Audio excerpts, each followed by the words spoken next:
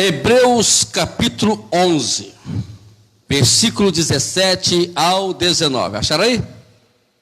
Diz o seguinte: pela fé, Abraão, quando posto à prova, ofereceu Isaque, aquele que acolheu as promessas de Deus, estava ao ponto de sacrificar o seu único filho, do qual havia sido dito: a sua descendência virá por meio de Isaque.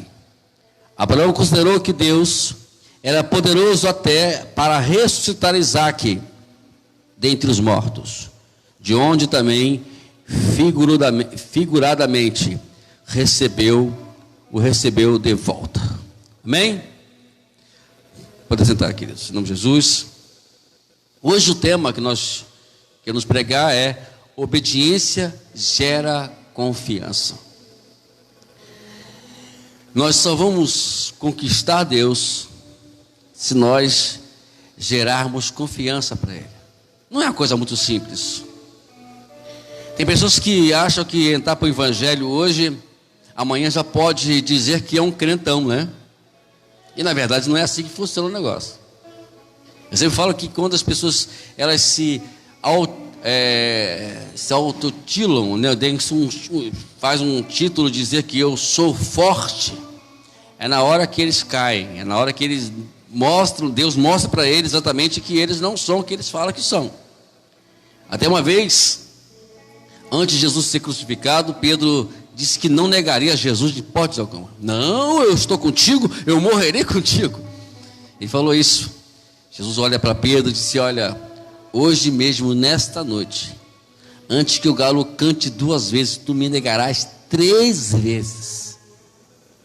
E assim aconteceu. Depois que Jesus foi pego ali pelos soldados romanos, levado lá para ser julgado, no percurso do caminho, por 3 vezes, ele foi interpelado, ou foi confrontado com pessoas. Você não era aquele que estava com eles? Não, eu nem conheço ele. Por 3 vezes ele negou Jesus. E aí a Bíblia fala que Jesus, quando passa por Pedro, ele dá aquela olhadinha, sabe? Olhar 43 para Pedro, né? Não julgando Pedro, eu creio nisso. Eu creio que Jesus não estava julgando Pedro, mas olhou para Pedro para dizer para ele: não falei para você que você não é forte o suficiente como você disse que você era? Diz a Bíblia que Pedro, ele de uma forma copiosa, de uma forma angustiosa, ele chora a Deus, ele lamenta por aquele erro que ele cometeu. Eu não hoje quero falar sobre isso, que essa também é uma das mensagens que eu quero trazer um dia para os irmãos aqui, mas quero só resumir que Jesus perdoou Pedro. Mas a confiança em si, ela depende muito do que é um processo que nós fazemos para Deus, ou que Deus faz em nós. É um processo, não é uma coisa muito rápida. E vemos aqui no caso de Abraão, que Abraão é chamado por Deus para deixar a sua parentela, deixar tudo para seguir o caminho. E segundo Deus, fala que o caminho ali, né, não era um caminho já trilhado, mostrado para Abraão. Só: olha, eu vou te mostrar o caminho quando você sair daqui.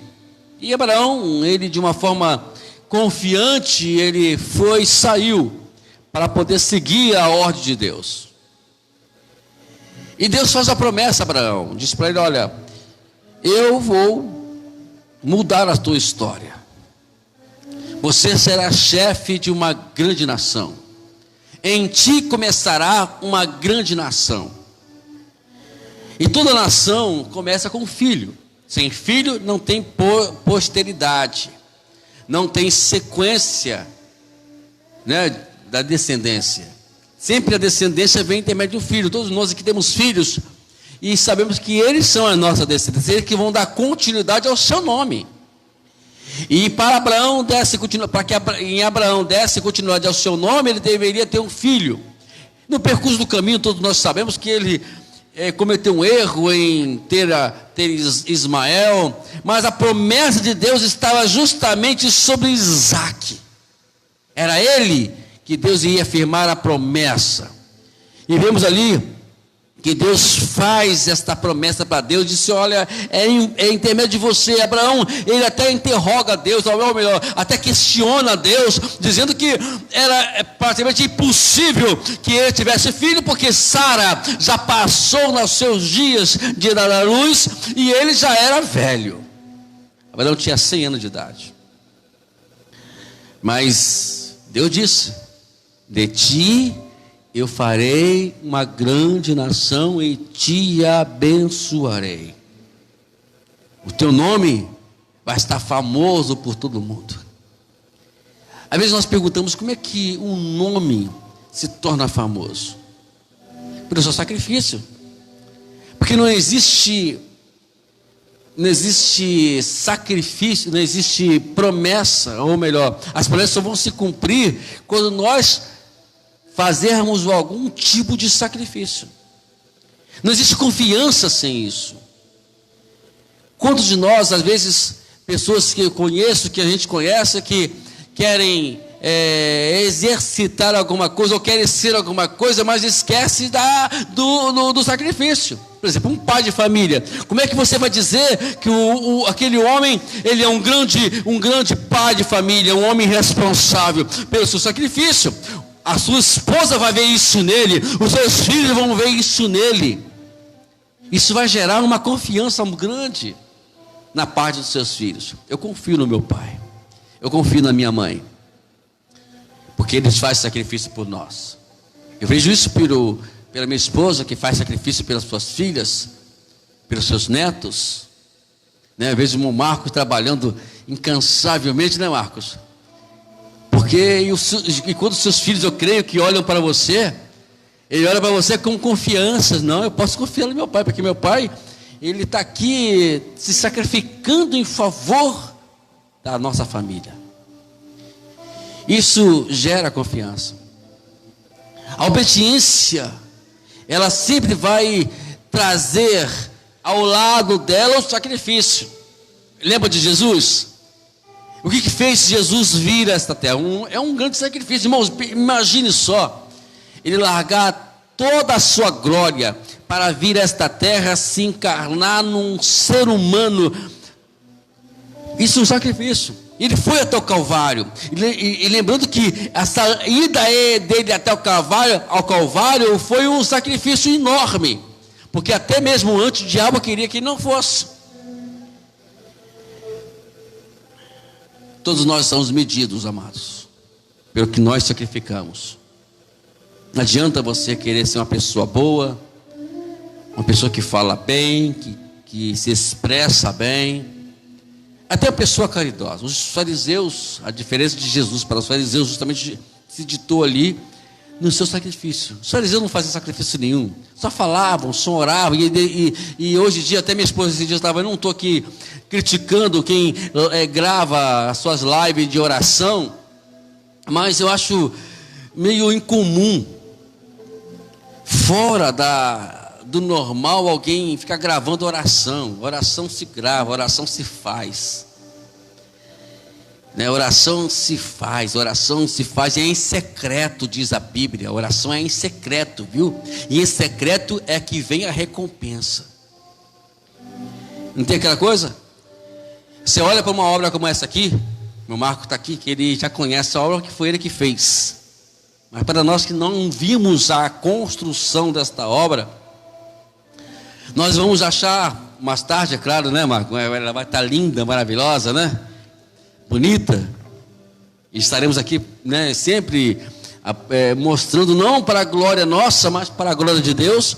Mas só quem conhece, sabe aí, mas ninguém viu a estrutura desta obra. Muitas obras lindas de fora, fala assim, que coisa bonita, mas só quem construiu sabe o sacrifício que a qual levou para poder fazer com que essa obra fosse bonita. Aí vai vir o vento, vai vir isso, vai vir aquilo, né? Mas e a obra não cai, a obra está linda, maravilhosa, sempre estaticamente falando, linda. Mas por quê? Porque alguém construiu essa obra, mas foi feita com sacrifício. seja quem fez ou quem pagou, né? Sempre é sacrifício. Nós temos lá a nossa obra lá, sabe, Marcos, que eu e a dona Ivani fizemos ela, mas está lá a nossa igreja, a nossa casinha, abençoada por Deus. Mas só Deus sabe o sacrifício que foi feito, que a qual levou a gente a fazer aquela casinha, então que vale a pena. Então, toda a obra de Deus, ela sempre vai gerar sacrifício.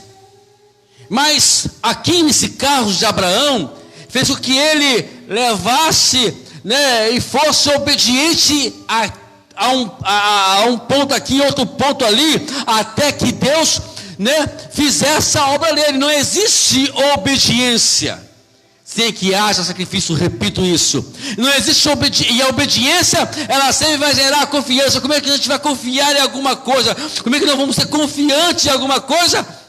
Porque Deus gerou isso em nós, e nós obedecemos a Deus. Se nós formos ler a história, veja o que Deus fez com Abraão. Desde o princípio, foram 25 anos, Deus trabalhando na vida de Abraão, e Abraão, sabe, cultivando aquela promessa sobre ele. E vimos que, mais tarde, nasce Isaac, a promessa de Deus. Eu fico imaginando, sabe, a alegria de Abraão e Sara. E agora, ver aquela criança belíssima. Segundo o historiador Flávio Joséfo, ele nos conta no seu livro A História de Israel, que Isaac tinha aproximadamente 21 anos de idade. Não era nenhuma criancinha, como muitos imaginam que poderia ser. Diz ele que Isaac já era consciente do que estava acontecendo. Gente, vamos analisar aqui, para que uma criança de 21, ou melhor, um jovem, né, criança não, um jovem de 21 anos de idade, a aceitar aí a ser levado para o sacrifício, não é uma coisa simples, tem que ter uma história ali implantada. Eu tenho que olhar para o meu pai e confiar no meu pai, que Deus está com o meu pai, e que ele sabe o que está dizendo, ele sabe o que está fazendo. Não é uma coisa simples. Não é qualquer filho que vai aceitar qualquer propósito do pai. Diz a Bíblia que Isaac é levado por Abraão até para aquele lado de Moriá, e quando ele chega num daqueles montes, ele disse para os seus criados: ó, fica aqui, que eu e esse garoto, esse jovem, iremos até o monte adorar o Senhor e nós voltaremos. No percurso do caminho, imagine só você, pai. Nós somos pais, sabemos o carinho que nós queremos fazer tudo para os nossos filhos. E no percurso do caminho, o Isaac chega para Abraão e disse: pai, estou vendo aqui o cutelo, a lenha, mas aonde está o cordeiro? Imagina a dor de um pai dizer para o filho, para ouvir aquilo de seu filho. E sabendo ele que foi Deus que o designou, que Deus o ordenou para que levasse Isaac para ser sacrificado. Ele diz bem claro, uma coisa que me chama a atenção é a forma que Deus disse para Abraão: vai lá, leve Isaac, o seu único filho, e leve para ser sacrificado. Imagine, parece uma coisa irônica, né? Leve teu filho, o seu único filho, leva ele lá e ofereça a mim como sacrifício. É o que eu falei inicialmente, nós somos medidos pelos nossos sacrifícios. Deus só vai saber se você é realmente fiel a Ele quando você obedece a Ele pelos seus sacrifícios. Eu queria dizer para você também que está aí do outro lado do nosso Facebook. Essa mensagem também vai para o WhatsApp. Nós vamos lançar essa mensagem. Você que está aí nos ouvindo, sabe a certeza que você tem? Será que você realmente é uma pessoa que confiante? E para que isso venha poder acontecer, você precisa obedecer primeiramente. Às vezes pessoas, sabe, irmãos, eu fico observando que elas não obedecem a Deus como deveriam obedecer. A diferença, eu sempre digo que a diferença entre Saul e Davi não foi os atos pecaminosos. E olha que foram diferentes um do outro, né? Foram a obediência. Foram o fato, Deus, sempre quando Davi iria fazer algum confronto, ele consultava a Deus. Senhor, eu posso ir? Eu posso falar? Eu posso fazer?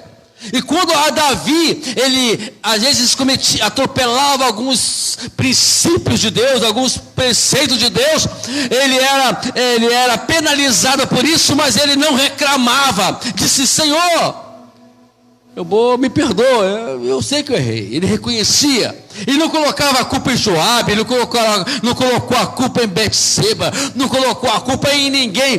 Ele sempre se colocava como o único responsável daquele problema que estava sendo ele causado. Ele não colocava a culpa em ninguém. O exemplo é o contrário de Saul, que Deus mandava dar uma ordem para ele, ele não obedecia e ainda dava desculpa. Uma vez Deus disse para ele: olha, você só vai para a batalha quando eu te ordenar. Você tem que oferecer um sacrifício antes. E aí ficaram lá para poder na batalha, e nada de Samuel chegar, e ele disse: não, Deus não vai levar em conta isso não. Esse sempre é a desculpa que as pessoas dão, né? Que Deus não leva em conta isso não. Foi lá e fez o sacrifício. Ele não poderia de maneira alguma fazer, ele não era a pessoa ideal para aquilo, ele não foi chamado para aquilo. E ele fez o sacrifício. E quando Samuel chega, tudo já estava feito. E Deus não tolera esse tipo de coisa. Deus não tolera quando nós não obedecemos a Ele, as suas ordenanças, os seus preceitos. E aí Deus condenou, Deus penalizou. Olha, o teu reino não mais subsistirá. Ele não mais existirá, perdão. Deus reprovou Saul.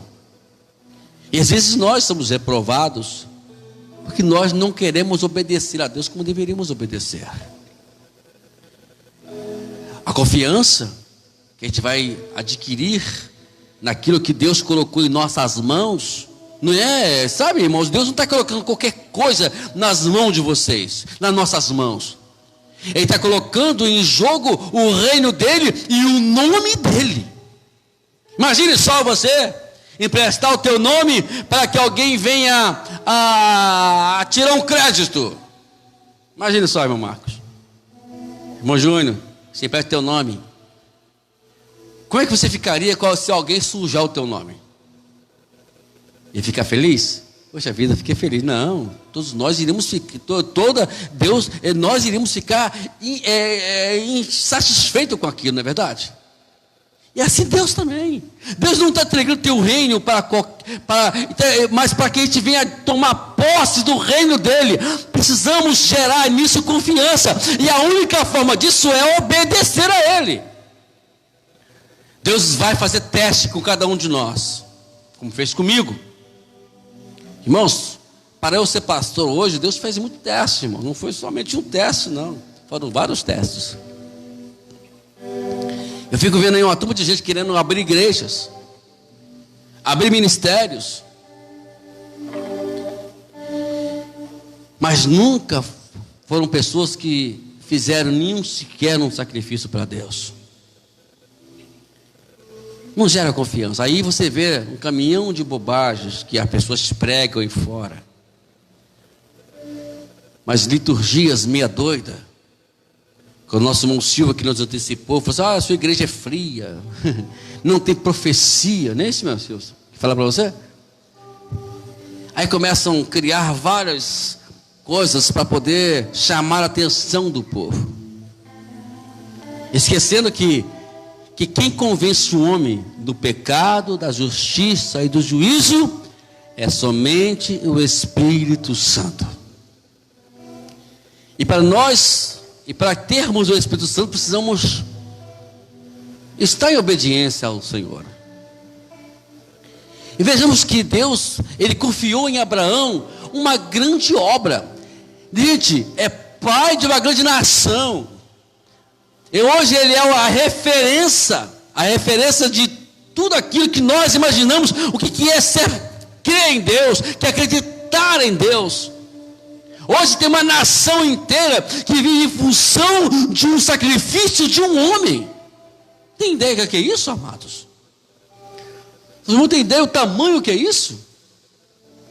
Que alguém ficar em função dele, vai lá. Chega para Israel hoje, para a nação de Israel, diz que quem é Abraão? Se alguém dissesse para você hoje, quem é você? O seu nome, qual é o seu nome? Alguém acredita que você fala, alguém acredita que você ora, alguém acredita que você crê. Isso tudo chama atenção. É por isso que a gente não pode fugir dos princípios bíblicos. A Bíblia tem que ser o manual, tem que ser o guia, tem que ser o caminho, tem que ser o guia nosso constantemente. Nós não podemos perder a essência da palavra viva e eficaz nas nossas vidas, porque ela é a única que pode discernir entre a alma e o espírito, entre o que é certo, o que não é certo. A diferença que aconteceu no Éden foi justamente essa. Que eles quiseram agir por conta própria. Quando Abraão fez isso, temos um registro bíblico sobre isso. Quando ele seguiu o conselho da sua mulher Sara, e foi lá e teve Ismael, a consequência foi enorme. Até hoje existe a consequência ainda entre os descendentes de Ismael e os descendentes de Isaac. Até hoje existe esse problema. Está lá a Arábia Saudita, que são os descendentes do Ismael, né? E até hoje vive esse pé de guerra, essa coisa ainda entre as duas nações. Temos ali o exemplo que eu falei sobre Adão e Eva. Deus disse para Adão, olha, de todos dos frutos, olha só que interessante, de todos os frutos dos jardins, você pode comer livremente, como que você quiser. Não faz distinção não. Fique tranquilo que a dieta não vai ter, você não vai engordar nem um pouquinho, nem Eva vai ficar gorda. Vai ter problemas de diabetes ou de seja o que for a doença que for. Não vai ter problema nenhum, pode comer o que você quiser. Mas tem uma árvore que você não pode comer, que está no meio do jardim, que é a árvore do conhecimento do bem e do mal. Mas Deus colocou a árvore lá para quê, irmãos? Talvez um dia, na escola bíblica dominical, alguém fez essa pergunta, mas por que Deus fez isso? Se Deus sabia que o homem ia ser tentado a comer desta árvore, por que Deus faz isso? Deus não podia ele fazer e livrar esse problema, mas Deus ele faz isso mesmo, Ele quer quer nos treinar, quer nos testar a cada dia. Até hoje todos nós somos testados por Deus. Deus não vai tirar o diabo enquanto nós não vencermos ele. Saber que nós podemos vencê-lo. Não existe essa história que o diabo ele é um super-homem invencível. Não, se você tem o Espírito Santo, se você tem Deus na sua vida, você já é um vencedor e você já venceu o maligno. É simplesmente isso. Mas perderam a batalha lá no Éden. Mas o que vai gerar sempre vai ser da obediência. Ele chega lá no monte, disse: o Senhor proverá. Deus proverá. Isaac aceita numa boa. Imagine você como filho aceitar a ser amarrado pelo seu pai. Saber que você é o sacrifício que Deus pediu ao seu pai. Mas aceitou numa boa. Talvez o coração de Abraão estava dolorido, mas o texto aqui, no versículo 19, nos fala justamente sobre isso, né? Abraão considerou que Deus era poderoso de até para ressuscitar Isaque dentre os mortos, e de onde figuradamente o recebeu de volta. Abraão tinha, sabe, em mente, ele estava debaixo de uma promessa.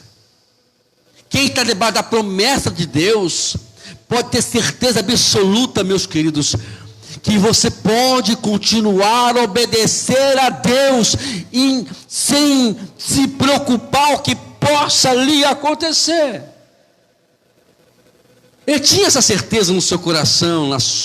Não, mesmo que eu mate meu filho, Deus vai ressuscitar ele, porque a promessa está sobre ele. Uma vez, quando a Gabriele era pequenininha, minha esposa vai lembrar disso, ela tinha alguns probleminhas, né? Tanto que ela passou por um problema sério de infecção generalizada, né? E quase morreu por causa disso.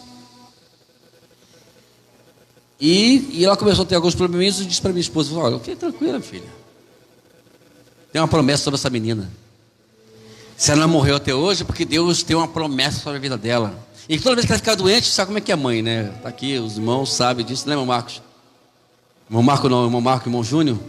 Sabe disso, né? Não sei que tua esposa é assim, mas ficam descabeladas, né? Descabelada. Mas também não podemos criticar as mulheres, porque é normal isso delas. Nós é que temos que ser a estabilidade do nosso lar. Trazer essa confiança para elas.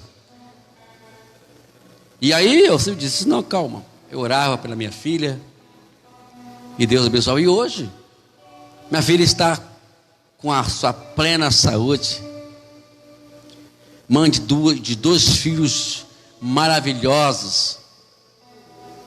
E por último agora veio aí a nossa netinha abençoada, a Helena, que tanto o pastor Beto quer conhecê-la, né? Se ele chega aqui: cadê Helena? Cadê Helena, né? Um dia a gente vai trazê-la aqui ainda. Mas vejamos, Deus tem uma promessa. Eu me lembro uma vez, o meu filho mais velho, Leonardo, não sei se ele vai poder nos ouvir agora. Ele tinha um problema sério de alergia asmática. Irmãos, a coisa era horrível. Era mais ou menos assim, uma coisa feia. Você vê isso no teu filho, pior ainda, né? E você às vezes não poder fazer nada.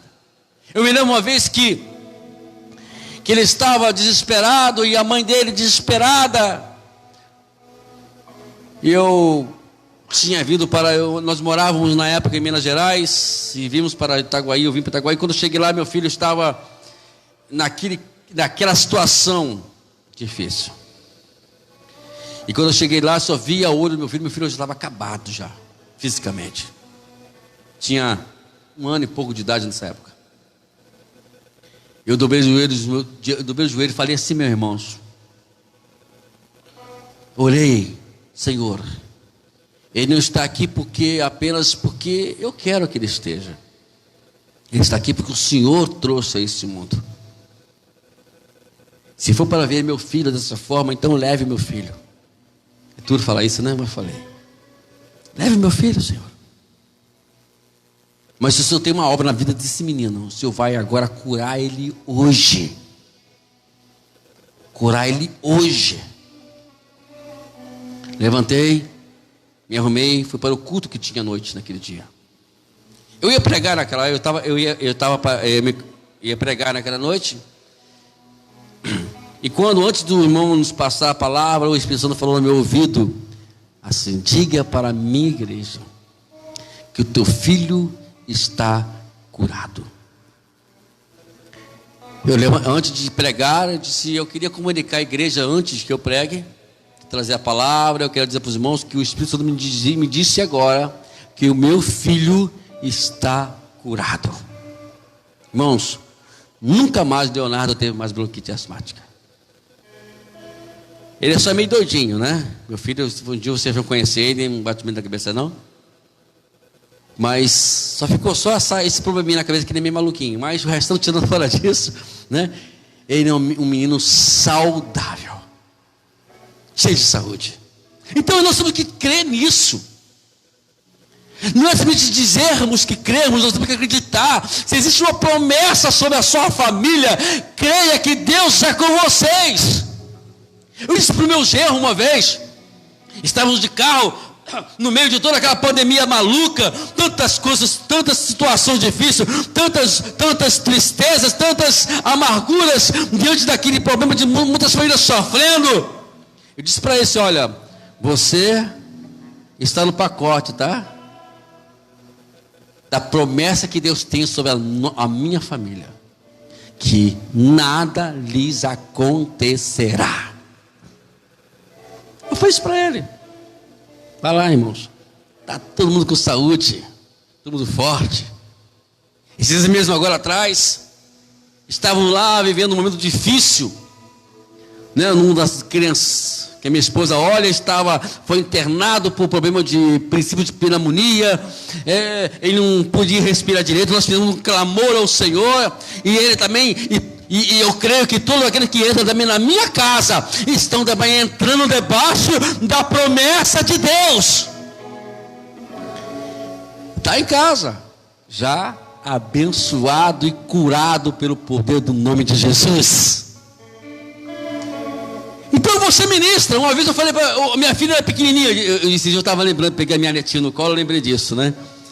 Minha filha era pequenininha, né? Gabriele, eu olhei lá no seu bercinho, disse, botei as minhas mãos sobre a cabeça dela e disse, Senhor, eu profetizo um casamento abençoado para a minha filha, Senhor. Aí um dia entrou um maluco lá querendo namorar minha filha. Até namorou. Quase deu uma costa nesse cabra. Que é um bichinho ruim, irmãos. Aqui, menino. Não gostei dele, não. Mas Deus falou nesse menino, ele não vai ser esposa da sua filha, que ele não merece, ele não está debaixo da promessa. Aí entrou agora esse camaradinho, né? Ele estava debaixo da promessa. Está lá, irmãos. Firme e forte, né, meu amor? Casal abençoado por Deus. Só falta eles ir para Jesus, né? Mas estamos orando para isso em nome de Jesus. Eles vão estar conosco aqui um dia, em nome de Jesus. Talento eles têm, e a igreja precisa deles aqui. Nós precisamos deles aqui, dos dois. Tudo é debaixo da promessa. Mas tudo vai em obedecermos a Deus. Obedece a Deus, fica debaixo da promessa e Deus vai cumprir a cada dia sobre a nossa família. Abraão estava debaixo da promessa. Ele levou Isaac somente para isso. Ele sabia que Deus tinha uma promessa, e ele era essa promessa. E quando ele levanta o cutelo, Abraão ia matar o menino mesmo. Não é brincadeira não, amados. Não é coisa de... Ele estava assim, como tem alguns filmes, irmãos. Não olha para essas coisas não, tá, irmão? Será que eu devo? Não. O Senhor falou, está falado. Abraão! Abraão! Não faça isso. Porque eu sei que tu me amas. E quando ele olha para o lado, ele vê um carneiro, uma ovelha. Ele pega aqui, ele tira o filho dele, coloca aquele animal e faz um sacrifício de gratidão ao Senhor. Aleluia. Tem coisa melhor do que isso? Do que você obedecer a Deus. Eu só vou confiar, Deus só vai confiar a obra dele nas nossas mãos se nós obedecermos a Ele. Um patrão, está aqui o nosso irmão Marco. Irmão Marco, desculpe colocar o irmão como um exemplo da minha mensagem aqui, tá? Você me permite? Está aqui. Pastor Mário Roberto tem uma confiança enorme nesse homem. Entregou isso aqui na mão dele, para ele fazer a obra. Que sou eu para poder contrariar isso, se né, eu não posso nem brigar com o Marcos, senão o pastor briga comigo. A confiança, mas por quê? Porque isso gerou uma confiança por a sua obediência, por aquilo que ele faz. E é tão bom quando alguém confia em nós. Confia no nosso trabalho. Confia no nosso... porque alguma coisa fizemos para isso. Eu me lembro que lá em Minas Gerais, o pastor Geraldo Cândido, que bom se ele podia me ouvir isso. Um dia eu falei isso para ele, eu liguei esse dia para ele, esse pastor. Irmão Wagner, aquela voz suave dele, que acalenta meu coração. Esse pastor não sabe a alegria que eu tenho em conversar com o Senhor. Tu és aquele a qual eu sou hoje, porque o Senhor confiou em mim. Eu não sou pastor porque eu caí de paraquedas. Eu não estou hoje pastoreando uma igreja porque, não é isso. Existe alguém trabalhou, mas para alguém trabalhar em mim, eu tive que despertar isso neles. Toda a igreja que eu passei até hoje, amado, pode ter certeza que todos eles foi gerado neles uma confiança em mim tão grande, não porque eu sou melhor, porque eu prego melhor, não, isso não faz nenhuma diferença para quando alguém obedece a Deus de uma forma constante. Você quer que Deus confie em você? Então obedece a Ele. Seja qual for o problema. Eu contei aqui uma vez que Deus me mandou sair de Teófilo Otoni sem nada no bolso. Não vou contar aqui agora, porque a história é bem grande e nós estamos com tempo limitado aqui. Mas eu vou contar novamente aqui para os irmãos mais tarde. Irmãos, eu saí, eu fui embora, o Senhor mandou, está mandado. Irmãos, são 850 quilômetros de Teófilo Otoni para Itaguaí. Não é... Você pode, não é que você vai a pé daqui para Itaguaí, não. De Chaperó para Itaguaí, não, sabe? É 850 quilômetros. Você tem ideia do que é isso? Nem eu tinha ideia. Eu só tive ideia porque eu fui andando, né? Porque eu fui peguei carona e 800. Aí eu fui ver que o negócio é bem longe. Fiquei 2 dias na estrada. E o Senhor não permitiu que nada de mal acontecesse comigo. Ao contrário, no meio do percurso, eu vi a glória de Deus na minha vida. Isso é glorioso. Quando você obedece a Deus, Deus glorifica o seu nome nas nossas vidas. E assim foi feito.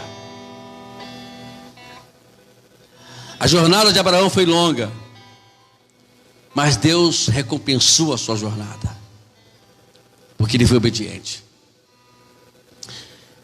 Começa tudo quando ele larga tudo dentro de casa e vai embora. Para que Deus confie algo em você, precisa que você comece a gerar em termos de uma obediência. Repito, sacrifício. E vem uma coisa que nenhum pastor, ele não gosta de pessoas que não trabalham. Quer ver? Vamos evangelizar? Hoje eu não posso. Vamos para a igreja? Eu não posso. Sempre tem uma desculpa para poder não ir para a igreja. Como é que Deus vai trabalhar na vida sua se você não consegue nem vir para a igreja? Não consegue fazer um sacrifício para Deus, que é simplesmente vir à igreja. Olha só, meus irmãos, se uma pessoa ela não quer vir, ela não vem para a igreja, imagine as demais coisas que não vai fazer que se espera dela. Você não quer vir para a igreja? A coisa mais mínima possível que nós podemos fazer é vir para os cultos. Isso também não vai significar muita coisa, não, mas o que vai fazer, pelo menos no início de um trabalho de obediência. Quer crescer? Quer que Deus glorifique o seu nome na sua vida? É preciso que a gente obedeça o que Deus tem nos ordenado. Me lembro uma vez, um determinado pastor chegou para mim: Wagner, eu não vou poder ir na igreja fulana, uma igreja pregar, não, você vai para mim. Prega no meu lugar lá, me representa lá. Eu disse, vamos embora. E eu fui, pô. Escute essa, irmãos. E eu fui. Chegou lá, irmãos, a igreja estava fechada. Não tinha culto na igreja. Isso, mas o que houve? E pensou que cheguei lá e foi, pastor, como é que é? Poxa vida, você me paga essa? Ainda brinquei com esse povo, meu querido, que situação é essa? Eu vou para a igreja está fechada? Ainda brinca comigo, rapaz, ainda bem que eu não fui. Se eu fosse, quem bater na cara era eu.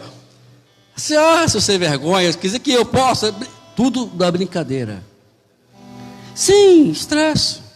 Não precisa brigar. Tem pessoas que querem brigar com o pastor, querem brigar com os seus líderes. Isso não vai levar ninguém a nada. Queridos, Deus abençoou Abraão, porque Abraão obedeceu ao Senhor. Ele obedeceu a Deus. E o seu nome foi conhecido por todos. E Deus testemunha dizendo, eu sou o Deus de Abraão. Quando Moisés perguntou a Deus, o que eu vou fazer? O que eu vou falar para eles lá?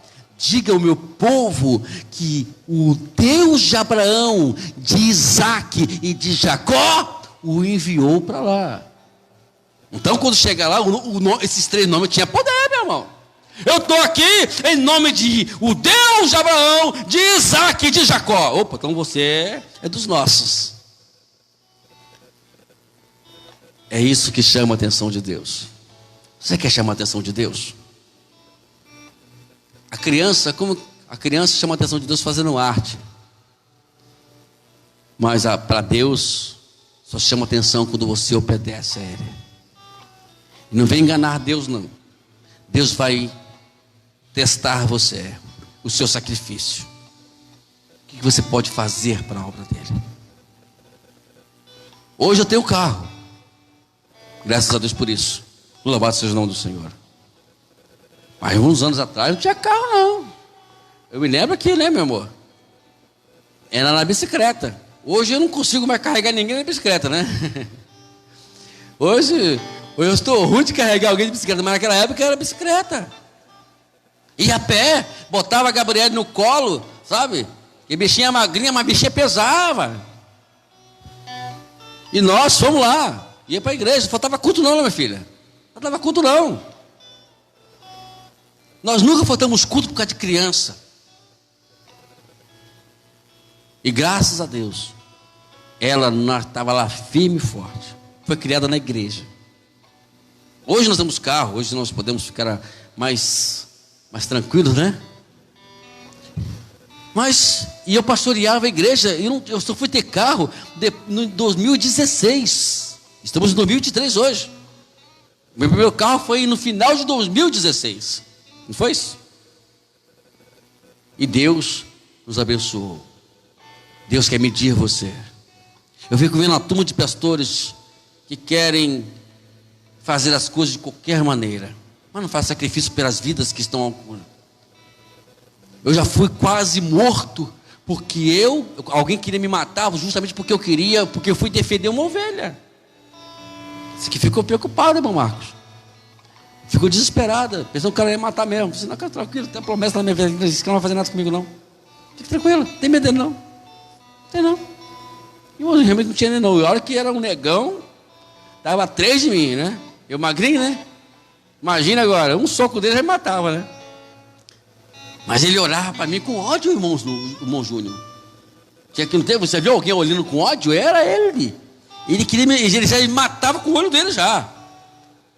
Mas eu nunca temi, porque eu estava debaixo de uma promessa de Deus. E eu estava fazendo aquilo que um pastor tem que fazer: defender as suas ovelhas. E a família, sabe, irmãos? Até hoje, a família tem um carinho muito grande por mim. Justamente porque ela viram o sacrifício que eu fiz em favor. Está aqui o nosso irmão, né? Eu tenho eu todo bené como Lourdes. Porque hoje existe essa afinidade entre nós. Porque mesmo naquela época eu não era pastor não, mas eu fiz o meu papel de pastor. amparei aquela família até no momento mais difícil que elas viveram. E assim, tudo vale pelo sacrifício. Saí embaixo de chuva, eu não almoçava, irmão Marcos. Eu tirava minha hora de almoço para ir na casa do Bené, para poder assistir a família, dar assistência à família. Não estou contando isso para minha glória, não. Estou dando um exemplo. O quanto podemos chamar a atenção de Deus. Quer ser um grande homem, uma grande mulher, você vai ser medido por aquilo que você pode fazer para Deus. E olha, irmãos, tem muitas coisas que nós podemos fazer para o Senhor, que você nem imagina. Nem imagina. E Deus sabe que um não para Ele significa uma rejeição a Deus. Nunca diga não para Deus. Sempre diga sim para Ele. Vamos tomar o exemplo de Jesus quando estava lá no Getsêmani. Pai, passa de mim esse cálice. Não seja minha, mas a sua vontade. Até que no final, na terceira vez que ele orou, disse sim, que seja feita a sua vontade, Senhor. Se é para ir para a cruz, vamos para a cruz. Se é para poder sacrificar, irmãos, vamos sacrificar. O que você pode fazer por uma vida? O que você pode lutar ou pode fazer para que uma vida seja restaurada? Então vamos fazer. Vamos sacrificar o máximo possível. Se alguém te ligar na madrugada, você estará disposto, o telefone vai estar desligado, ou no modo avião, no modo silencioso. Alguém que quer que o nome do Senhor seja glorificado na sua vida, nunca pode colocar o telefone no silencioso. Irmãos, pastor tem isso. Toda vez que me ligavam 11 horas, meia-noite, eu já assim, misericórdia. Era realmente. Pessoas me ligavam essa hora, quando me ligavam essa hora, porque tinha alguma coisa que não estava batendo muito bem. Mas íamos lá. Uma vez passamos uma noite em clara, para uma irmã que perdeu seu marido. Uma viúva, estava lá, eu e minha esposa, estávamos na noite clara com eles lá. Não dormimos com eles, e depois no dia seguinte continuamos com eles. Assim vai. O que nós podemos fazer em sacrifício para que uma vida seja restaurada? Vamos fazer. Nem que Jesus disse, nem que se alguém mandar você andar uma milha, que ele falou fazer, que ele mandou dizer? Anda 2. Por isso que questiona tudo. Quando chega para o pastor Beto, diz, não, está aqui. Não faz mal não, irmãos. Basta a janela mesmo. Carrega som, leva som. Não faz mal não. Qual o problema disso? O importante é fazer a obra de Deus. Que nessa noite podemos entender que, se não obedecermos, nós não vamos gerar nenhuma confiança a Deus. Quer que Deus confie em você? Então obedeça a Ele. Amém? Vamos curvar nossa cabeça nesse momento agora. Meu Deus, sabemos, ó Pai amado, o quanto nós precisamos aprender mais de Ti, ó Deus. Que o Senhor venha nos ensinar a obedecer, ó Deus. Nos dirige, nos direciona naquilo que o Senhor quer que venhamos fazer, Deus. Precisamos da Tua mão nas nossas vidas. Acreditar na Tua promessa. Crer que o Senhor está no controle das nossas vidas, ó Pai. Que nada acontecerá sem que o Senhor permita, que o Senhor libere. Nos abençoe, Pai, nossas vidas. Abençoe os almas dos irmãos que estão presentes nesta noite aqui na sua igreja. E também por aqueles, ó Pai amado, que estão lá nos ouvindo na sua casa. Que sejam todos tocados pelo Senhor. Sejam abençoados pelo Senhor. Nós lhe oramos no nome de Jesus. Amém. Amém. Pode aplaudir o Senhor? Glória a Deus.